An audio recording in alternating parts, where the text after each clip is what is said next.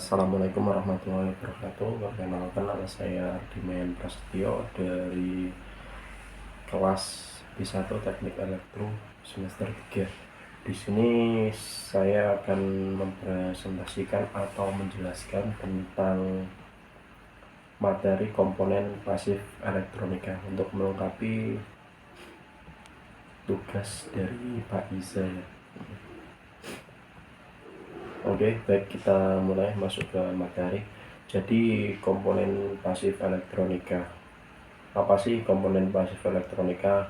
Komponen pasif elektronika adalah elemen dasar dalam rangkaian elektronik yang tidak menghasilkan sinyal tetapi mempengaruhi aliran arus atau tegangan.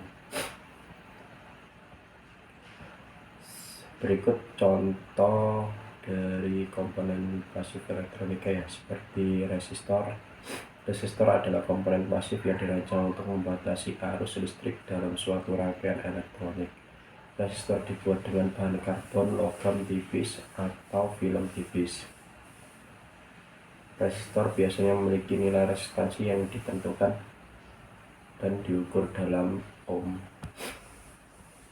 Berikut jenis-jenis resistor. Ada resistor karbon, merupakan jenis yang paling umum dan murah, dibuat dari campuran karbon dan bahan pengikat, memiliki toleransi yang rendah. Terus ada resistor film metal. Resistor film metal memiliki toleransi yang lebih baik dan koefisien temperatur yang rendah. Ada resistor kawat. Resistor kawat terbuat dari kawat yang dililitkan pada inti keramik.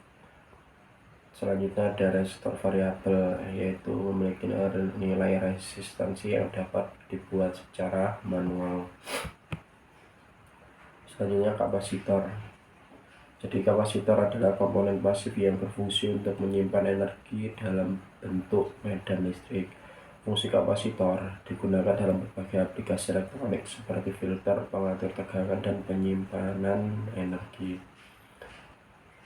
Berikutnya cara kerja kapasitor. Kapasitor menyimpan energi dengan mengumpulkan muatan listrik pada pelat-pelatnya, dipisahkan oleh bahan dielektrik.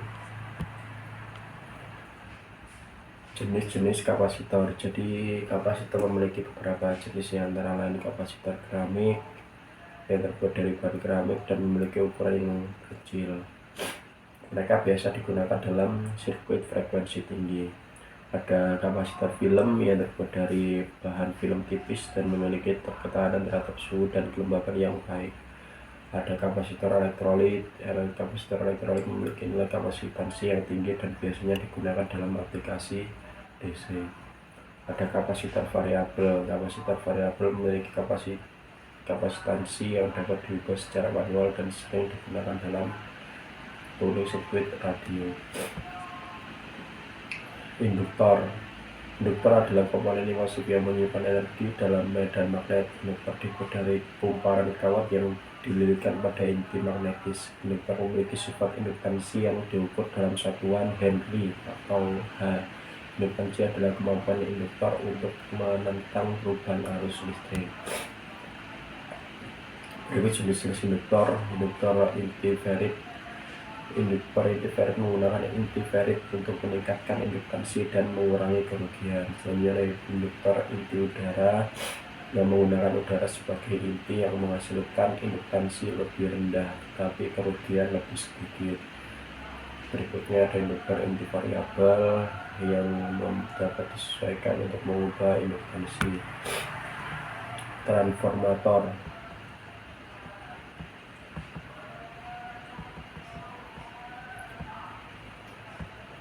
Transformator adalah komponen pasif yang mengubah tegangan dan arus bolak-balik AC tanpa mengubah frekuensi. Transformator menggunakan induksi elektromagnetik untuk mentransfer daya listrik antara dua atau lebih sirkuit.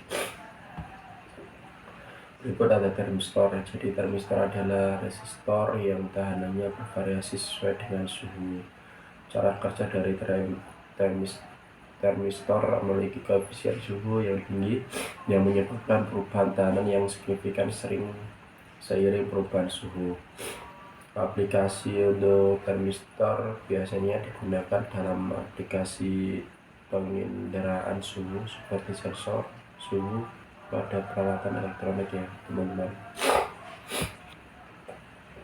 Selanjutnya ada varistor. Varistor adalah komponen pasif yang dirancang untuk melindungi rangkaian elektronik dan dari tegangan lebih. Varistor terbuat dari bahan semikonduktor dengan karakteristik hambatan yang tidak linear. Pada tegangan rendah, varistor memiliki hambatan tinggi, namun saat tegangan melebihi nilai tertentu, hambatannya akan turun drastis. Hal tersebut memungkinkan varistor untuk menyerap energi yang berlebihan dari sumber tegangan lebih, sehingga melindungi perangkat komponen listrik elektro yang lain, seperti peralatan elektronik konsumen, sistem tenaga, dan rangkaian kontrol industri. Selanjutnya ada dioda. Dioda merupakan komponen elektronik yang hanya memungkinkan arus mengalir dalam satu arah. Dioda memiliki simbol seperti panah yang menunjukkan arah arus. Berikut ada jenis-jenis dari dioda, seperti dioda penyara. Dioda penyara digunakan untuk mengubah arus bolak-balik hasilnya di arus arah DC. Ada dioda Zener. Dioda Zener memiliki tegangan breakdown yang ditentukan dan digunakan sebagai regulator tegangan. Ada dioda Schottky. Dioda Schottky memiliki tegangan forward yang lebih rendah dan waktu switching yang lebih cepat dibandingkan dengan dioda penyara konvensional. Yang keempat ada dioda LED yang memancarkan cahaya ketika arus mengalir melaluinya. LED memiliki warna yang beragam. Sebagai komponen pasif, nilai resistansi menyatakan kemampuan komponen untuk menghalangi arus listrik. Ada kapasitansi. Kapasitansi menunjukkan kemampuan komponen untuk menyebabkan muatan listrik. Kapasitor memiliki nilai kapasitansi yang tetap. Induktansi mengukur kemampuan komponen untuk melawan perubahan arus listrik. Frekuensi operasi menunjukkan rentang frekuensi di mana komponen pasif berfungsi dengan baik. Aplikasi komponen pasif 1. Filter resistor. Kapasitor